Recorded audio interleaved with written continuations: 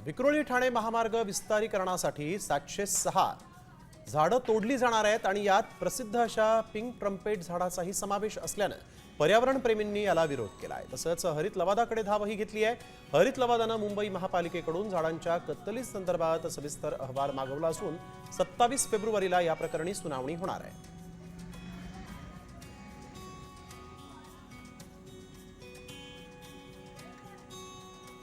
आपल्या इकडनं लोक जापानमध्ये चेरी ब्लॉसम हा जो बघायला जातात आणि निसर्गाने आपल्याला मुंबईमध्ये जिकडे आपला गोदरेजचा जो गोदरेज आहे त्या पट्ट्यामध्ये आपल्याला निसर्गाने दिलेली ही झाडं आहेत।